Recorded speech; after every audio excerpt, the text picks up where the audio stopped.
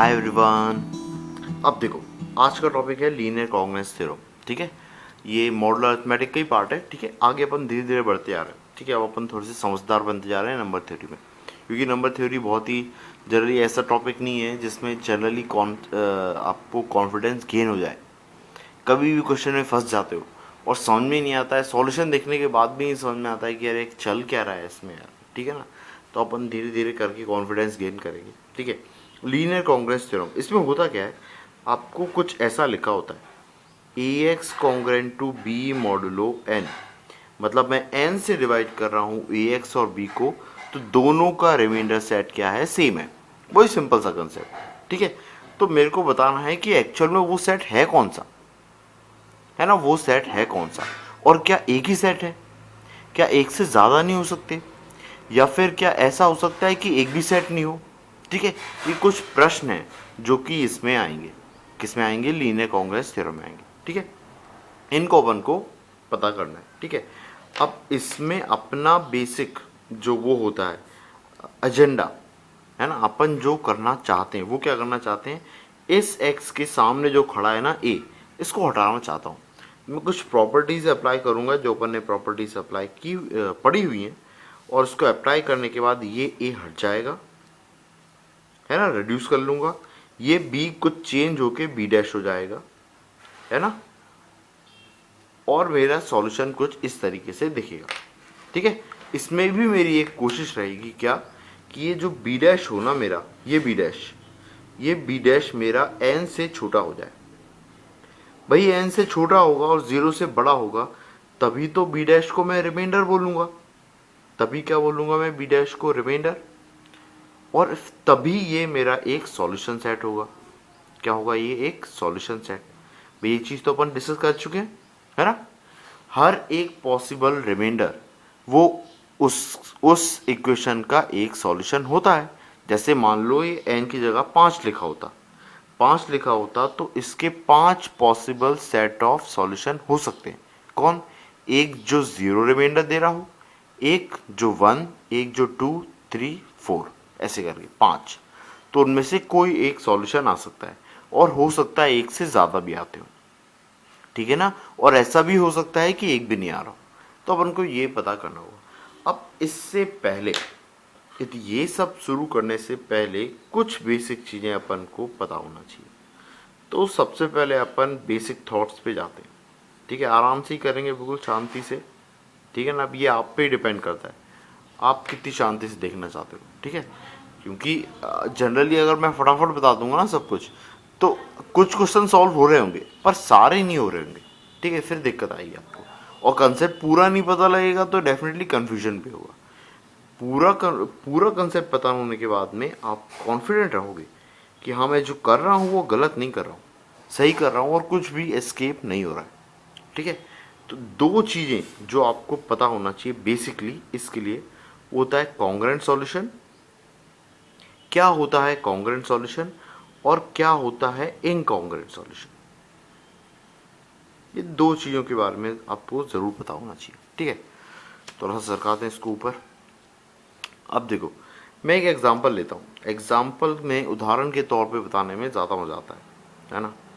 तो ऐसा कुछ लिखा है मैंने, 16, 11 और यहाँ पे मॉड 5, ऐसा कुछ लिखा है।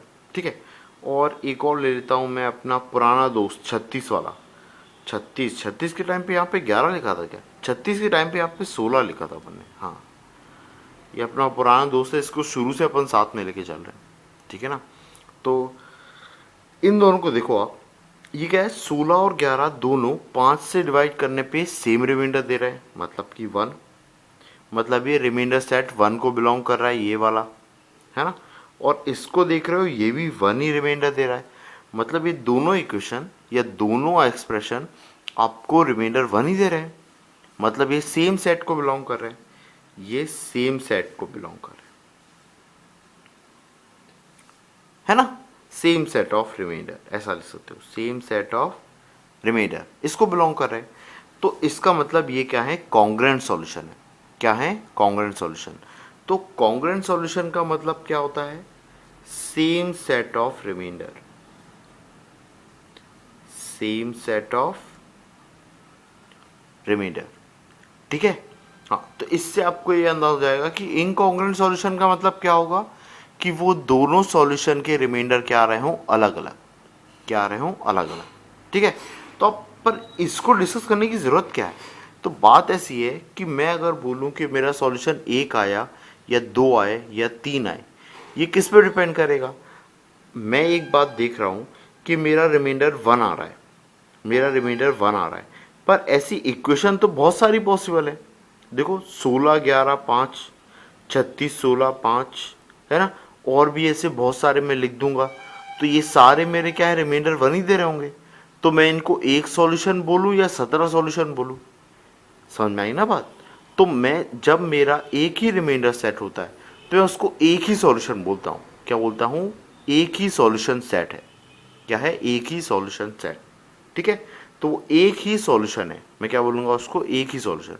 मतलब अगर पॉसिबल रिमाइंडर मेरा एक तरीके का ही आ रहा है तो मैं क्या बोलूँगा? एक सॉल्यूशन सेट आया इसका, ठीक है। अब अगर दो सॉल्यूशन सेट आ रहे होंगे तो इसका मतलब दो पॉसिबल रिमाइंडर होंगे। उन दोनों सॉल्यूशन को बोलूंगा मैं इनकॉन्ग्रुएंट सॉल्यूशंस, ठीक है। मतलब सी बात है, इनकॉन्ग्रुएंट सॉल्यूशन का मतलब क्या होगा कि सॉल्यूशंस जो सेट है मेरे वो डिफरेंट रिमाइंडर्स के, है ना। मान लो मेरा नंबर कुछ इस तरीके से लिखा है, एक लिखा है 5 कॉन्ग्रुएंट टू 15 मॉडुलो 5, एक तो ये लिखा है, और एक लिखा है 7 कॉन्ग्रुएंट टू 2 मॉडुलो 5। तो ये दोनों क्या है, एक रिमाइंडर 0 दे रहा है और एक रिमाइंडर कितना दे रहा है मेरे को? 2। तो ये दो डिफरेंट सेट ऑफ रिमाइंडर्स को बता रहे हैं। मतलब इन दोनों को मैं क्या बोलता हूं? Incongruent solutions. क्या बोल सकता हूं? इनकॉन्ग्रुएंट सॉल्यूशंस, है ना। मतलब कि डिफरेंट सेट ऑफ रिमाइंडर्स, ठीक है। तो लीनियर कॉन्ग्रुएंस थ्योरम में हम लोग जो बात करेंगे वो इसकी बात करेंगे, किसकी? इनकॉन्ग्रुएंट सॉल्यूशंस की। ग्रीन से बनाने दो, रेड से नहीं। इसकी बात करेंगे, इसकी बात नहीं करेंगे अपन, कॉन्ग्रुएंट सॉल्यूशन की बात नहीं करेंगे, ठीक है। अपन किसकी बात करेंगे? इनकॉन्ग्रुएंट सॉल्यूशन की। मतलब डिफरेंट सेट ऑफ रिमाइंडर कितने पॉसिबल है। अगर एक ही सेट आ रहा है इसका मतलब इस इक्वेशन का यूनिक सॉल्यूशन है। अगर दो सेट ऑफ रिमाइंडर आ रहे हैं मतलब इस इक्वेशन के दो सॉल्यूशन पॉसिबल है। तीन आ रहा है तो तीन, और मान लो एक भी नहीं आ रहा है तो नो सॉल्यूशन। अब क्या ऐसा हो सकता है कि एक भी सॉल्यूशन नहीं आए? हाँ बिल्कुल हो सकता है, अपन देखेंगे आगे कि कैसे होगा, पर फिलहाल मेरे ख्याल से ये आपको समझ में आ गया होगा, ठीक है। तो अगर मैं नंबर ऑफ, आप यहाँ पे एक नोट करके लिख सकते हो क्या, कि अगर नंबर ऑफ सॉल्यूशन की मैं बात कर रहा हूँ तो वो इनकॉन्ग्रुएंट सॉल्यूशन की बात कर रहा हूँ मैं, है ना। कि नंबर ऑफ सॉल्यूशंस अगर आपसे पूछा गया है तो इसका मतलब क्या है? आपसे पूछना चाह रहा है नंबर ऑफ इनकॉन्ग्रुएंट सॉल्यूशंस, मतलब कि जो अलग अलग सेट को बिलोंग कर रहे हैं। क्योंकि अगर सेम सेट को बिलोंग कर रहे होते तो वो तो हमेशा ही इनफाइनाइट सॉल्यूशन होते, है ना भाई। ये रिमाइंडर, पॉसिबल रिमाइंडर वन आ रहा हो, ऐसे तो पॉसिबिलिटी बहुत सारी हो सकती है ना भाई। 5 से डिवाइड करोगे आप, ऐसे दो नंबर के पेयर बहुत सारे मिल जाएंगे, है ना। 6 और 11, 11 और 16, 16 और 21, ऐसे करके बहुत सारे मिल जाएंगे। तो डेफिनेटली मैं किसकी बात कर रहा हूँ? इनकॉन्ग्रुएंट सॉल्यूशंस की, ठीक है। अब अपन धीरे धीरे देखते हैं आगे। अब मैं वापस आ जाता हूँ अपने किस पे, जिसको मुझे सॉल्व करना है। ये ऐसा कुछ लिखा है, ठीक है। अब इसको सॉल्व करने से पहले अपन वापस उदाहरण, है ना, उदाहरण से ये अच्छा समझ में आएगा, है ना। मैं इसका एक एग्जांपल लिखता हूँ और आपको तरीका बताता हूँ कि एक्चुअली चल क्या रहा है, मैं कैसे सॉल्व करता हूँ या क्या तरीका होता है, क्या लॉजिक है ना। तो ये कुछ इस तरीके से लिखा है 3x कॉन्ग्रुएंट टू 15 मॉडुलो 6, ऐसा कुछ लिखा है मान लो, ठीक है। अब एक्चुअली में इसको लिखते कैसे हैं अपन ने पढ़ा है कि ये एक्चुअली में ऐसा होता है कि 3x में से अगर मैं 15 को घटाऊंगा तो ये 6 का मल्टीपल आना चाहिए। ये था अपना लॉजिक भाई। ये लिखने का जो तरीका होता है उसका मतलब ये होता है, ठीक है। जिसमें मेरा 15 क्या दिख रहा है? b, और a क्या दिख रहा है? 3, और n क्या दिख रहा है? 6 जैसा। ठीक है। अब मैं ऐसा करता हूँ 6k को इस तरफ ले आता हूँ, 15 को उस तरफ ले जाता हूँ, तो ये क्या हो गया 3x minus 6k equal to 15। अब देखो इन दोनों में से कुछ कॉमन निकल रहा है, हाँ डेफिनेटली। कितना निकल रहा है 3 कॉमन निकल रहा है ना। और इस तरफ क्या लिखा है 15, इस तरफ क्या लिखा है 15, तो 15 को 3 इंटू 5 लिख सकता हूँ क्या, हाँ लिख सकता हूँ। ठीक है। अब आप ध्यान दो मेरी दोनों साइड 3 का मल्टीपल है, दोनों साइड क्या है 3 का मल्टीपल। इसका मतलब कि मेरे सॉल्यूशन एग्जिस्ट करेंगे, कम से कम एक सॉल्यूशन तो एग्जिस्ट करेगा डेफिनेटली। ठीक है। अब मान लो कि इस तरफ कॉमन निकलता, इस तरफ 3 कॉमन आ जाता, लेकिन इस तरफ कॉमन नहीं आता, इस तरफ मान लो कॉमन नहीं आता, तो क्या मेरे सॉल्यूशन पॉसिबल होते, नहीं होते भाई, कोई चांस नहीं। देखो एक एग्जांपल लेके बताता हूँ मैं आपको, है ना। जैसे ऐसा लिखा हुआ है 7, है ना, और यहाँ पे लिखा है मॉडुलो 6। मैं इसको ऐसा लिख सकता हूँ 3x माइनस 7 इक्वल टू 6, ऐसा। ये x को इधर लाता हूँ, ये सॉरी 6k, तो ये हो गया 3x माइनस 6k और इक्वल टू कितना 7। इसमें से 3 कॉमन आ रहा है, तो ये कितना हो गया इनटू में 3 और यहाँ पे क्या आ गया 7। अब मैं इस साइड देख रहा हूं कि ये तो मल्टीपल ऑफ 3 है, लेकिन ये तो नहीं है, ये तो मल्टीपल ऑफ 3 नहीं है, सॉरी मल्टीपल ऑफ 3, लेकिन ये मल्टीपल ऑफ 3 कहाँ है। तो जब ये साइड मल्टीपल ऑफ 3 नहीं है और ये साइड मल्टीपल ऑफ 3 है, तो ये ऐसी इक्वेशन तो कभी पॉसिबल आएगी नहीं। डेफिनेटली इंटीजर वैल्यूज के लिए बात कर रहे हैं, सारे रियल नंबर्स के लिए बात नहीं कर रहे हैं, इंटीजर वैल्यूज के लिए। तो इंटीजर वैल्यूज के लिए अपन देख रहे हैं कि ये तो पॉसिबल है ही नहीं कभी, है ना, ये तो पॉसिबल है ही नहीं।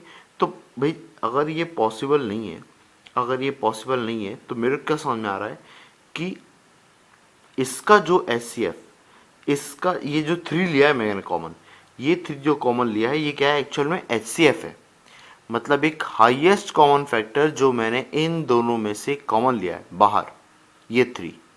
ये 3 अगर 7 का फैक्टर नहीं है, इसका मतलब कोई भी सॉल्यूशन पॉसिबल नहीं होगा, कोई भी सॉल्यूशन पॉसिबल नहीं हो सकता, ये मैं कह सकता हूँ। ठीक है, समझ में आया ना। मैंने किन दोनों का HCF लिया है, A का और N का, A का और N का HCF लिया है ना। और अगर उनका HCF इस B का, ये B है, B का फैक्टर अगर नहीं है तो कोई भी सॉल्यूशन नहीं आएगा, है ना। और अगर मेरा HCF B का फैक्टर है तो मेरा सॉल्यूशन एटलीस्ट एक सॉल्यूशन एग्जिस्ट करेगा। ठीक है, तो पहली चीज जो मुझे ध्यान रखना है इस एक्सप्रेशन में, AX congruent to B modulo N, इसमें जो स्टेप 1 होगी वो क्या होगी मेरी, कि आपको HCF निकालना है, किसका, A और N का। मान लो वो कितना आया D। उसके बाद में आपको देखना है कि क्या D मेरा फैक्टर है B का, D मेरा ये फैक्टर का साइन है ना, D मेरा कंप्लीट फैक्टर, जैसे D 3 आया तो B है ना 3 का मल्टीपल होना चाहिए, है ना।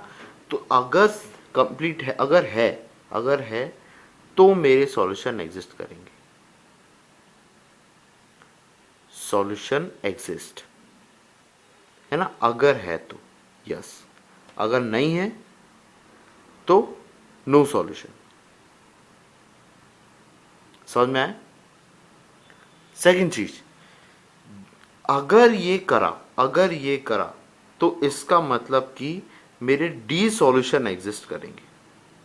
कितने D सॉल्यूशन एग्जिस्ट करेंगे, ठीक है। इसका मतलब कि D different remainder sets, D different set of remainders, sets of remainder, ऐसा। मतलब अपना HCF कितना आया, मान लो 3 आया, अपना 3 आया, तो मेरे 3 different set of remainder exist करेंगे। जैसे मान लो 5 से किया तो अपना क्या आया भाई, अपना मान लो आ गया, तो क्या होगा भाई 1 हो सकता है, 2 हो सकता है, 3 हो सकता है, ये 3 पॉसिबल हो गए ऐसा। 6 से किया मान लो 3 आ गए, तो क्या हो सकता है, मान लो 0 आ गया, 1 आ गया, 2 आ गया। अब ये आएंगे कैसे, ये अपन देखेंगे धीरे धीरे करके। ठीक है, होपफुली इतनी चीज़ समझ में आई हो। सबसे पहली चीज़ क्या करेंगे अपन, एचसीएफ निकालेंगे जो कि आएगा मान लो डी, फिर चेक करेंगे डी मेरा क्या आएगा, डी बी का फैक्टर है, अगर फैक्टर है तो इसका मतलब कि इसके सॉल्यूशन एग्जिस्ट करेंगे, और कितने सॉल्यूशन एग्जिस्ट करेंगे, डी सॉल्यूशन। अब यूनिक सॉल्यूशन के लिए डी कितना होना चाहिए, 1। तो एक और चीज क्या कि यूनिक सॉल्यूशन के लिए मेरे कितने, डी क्या होना चाहिए मेरा, 1। बस सीधी बात है, ए और एन क्या होंगे, कोप्राइम। ए और एन क्या होंगे मेरे, कोप्राइम। अगर ए और एन कोप्राइम है मेरे, तो मैं क्या बोल सकता हूं, डी 1 आएगा और इसका एक ही सॉल्यूशन एग्जिस्ट करेगा। ठीक है, ये हो गई कुछ बेसिक चीजें सॉल्व करने से पहले जो मुझे ध्यान रखना है। इसके बाद वो तो सेम तरीका ही है, मैं क्या करूंगा, इसमें इस वाले इक्वेशन में प्रॉपर्टीज अप्लाई करूंगा, हो ना, और इसको रेड्यूस करने की कोशिश करूंगा किसमें, x congruent to b modulo n में, बी डैश मॉडुलो एन। ठीक है, ये मेरा पर्पस रहेगा। ठीक है, और अपन एग्जाम्पल देखते हैं। ठीक है, एग्जाम्पल में आपको अच्छे से समझा जाएगा। ध्यान रखना, स्टार्ट कहाँ से करना है, एचसीएफ से स्टार्ट करना है, और फिर उसके बाद प्रॉपर्टीज अप्लाई करना है। ठीक है, चलो देखते हैं एक एग्जाम्पल।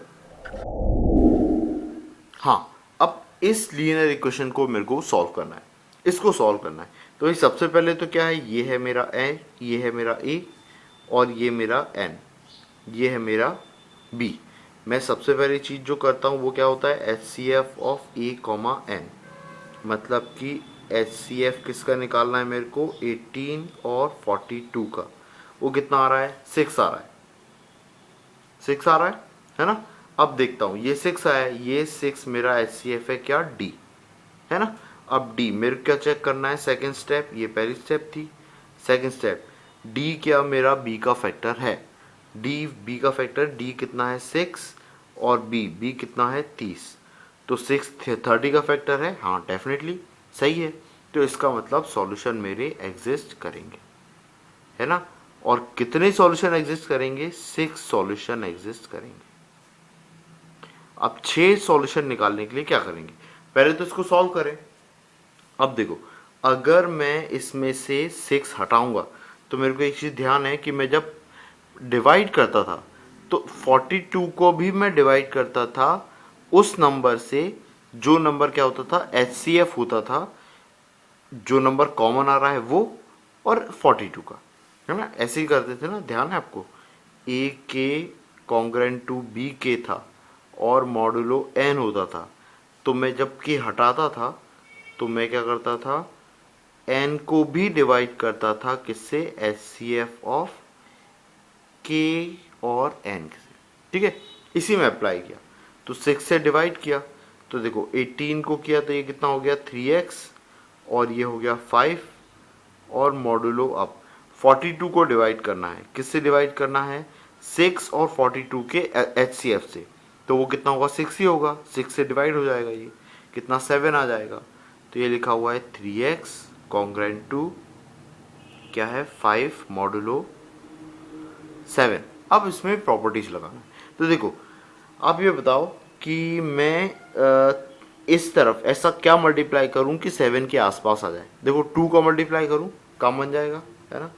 तो क्या मल्टीप्लाई एम कैपिटल एन, है ना, multiply by 2, sorry multiply by 2, तो ये कितना हो जाएगा 6x कॉन्ग्रेंट टू 2 से किया तो ये 10 मॉडुलो 7। अब देखो 6 को 7 के रिस्पेक्ट में क्या ले सकता हूँ, -1 x, 10 को डिवाइड करूंगा तो रेड्यूस किया तो ये कितना आया 3, है ना, 3 आया मॉडुलो 7। अब ये क्या लिखा है, एक्चुअली में लिखा है -x कॉन्ग्रेंट टू 3 मॉडुलो 7। अब माइनस का मल्टीप्लाई किया, बोथ साइड क्या किया, मल्टीप्लाई बाय -1, है ना, मल्टीप्लाई बाय -1, तो ये कितना हो जाएगा x, ये हो जाएगा -3 मॉडुलो 7, ऐसा कुछ, है ना। अभी इसको लिखा तो ये कितना हो रहा है, x कॉन्ग्रेंट टू -3 को 7 के रिस्पेक्ट में क्या लिख सकता हूं मैं, 4, है ना। होपफुली ये समझ में आ रहा हो, प्रॉपर्टीज अपने जो डिस्कस की थी उसके अकॉर्डिंग, है ना। क्या करते हैं, कुछ नहीं, आपने 7 इंटू 1 इसमें ऐड कर दिया और इसमें 7 इंटू 0 ऐड कर दिया, ऐसा अपन कर सकते हैं, है ना। N1 इंटू के सॉरी K1 इंटू N और K2 into N, both side ऐसा ऐड कर सकता हूँ। तो x कॉन्ग्रेंट टू 4 मॉडुलो 7, ये इसका एक सॉल्यूशन हो गया। अब कितने सॉल्यूशन एग्जिस्ट करने वाले हैं, 6। तो मैं क्या करूंगा, इसमें x कॉन्ग्रेंट टू 4 लिखा है, ये 7 है, 7 इसमें ऐड करते जाऊंगा तब तक जब तक 6 सॉल्यूशंस नहीं आ जाए। तो 4 में 7 ऐड किया, कितना आया 11, 11 में 7 ऐड किया, कितना आया 18, 18 में 7 ऐड किया 25, और फिर से 7 ऐड किया तो कितना 32, हाँ, और फिर से 7 है, अभी तो 5 आ गए, एक और आएगा तो 39, और यहाँ पे आ जाएगा अपना जो नंबर स्टार्टिंग में था, दैट इज मॉडुलो 42। तो ये इसके 6 सॉल्यूशन है। क्या भाई 6 सॉल्यूशन, क्या 6 different remainder set, 6 different remainder set, ऐसा करके, ठीक है। तो 4, 11, 18, 3, 25, 32, 39, ठीक है। एक और एग्जांपल लेते हैं, जैसे कि मान लो मेरा एक और एग्जांपल क्या मैं ले लेता हूँ, 3x, सिंपल ही लेते हैं अपन, 3x कॉन्ग्रेंट टू 5 मॉडुलो 42, ऐसा कुछ लिखा है, ठीक है।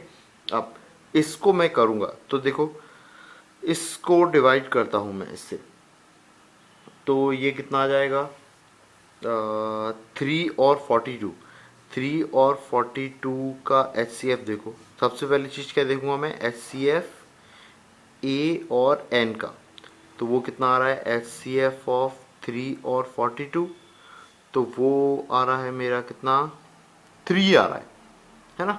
अभी 3 क्या 5 का फैक्टर है, 3 5 का फैक्टर नहीं है, 3 5 का फैक्टर नहीं है, इसका मतलब कि इसके नो सॉल्यूशन। समझ में आई चीज, ठीक है। एक और डिस्कस करते हैं फटाफट। हाँ, अगला एग्जाम्पल है ये, इसमें भी ये मेरा A है, ये मेरा N है, HCF देखना है मेरे को A और N का, तो A और N का HCF मतलब कितना, 9 और 30 का HCF कितना है, 3, है ना। नेक्स्ट स्टेप मुझे चेक करना है, 3 मेरा फैक्टर किसका, B का है ना, मतलब 21 का फैक्टर है, हाँ यस है ना। इसका मतलब इसके 3 रिमाइंडर सेट होंगे, 3 रिमाइंडर सेट होंगे, या 3 डिफरेंट सॉल्यूशन होंगे, 3 डिफरेंट सॉल्यूशन सेट होंगे, ठीक है, सॉरी, है ना, 3 रिमाइंडर सेट, 3 डिफरेंट सॉल्यूशन।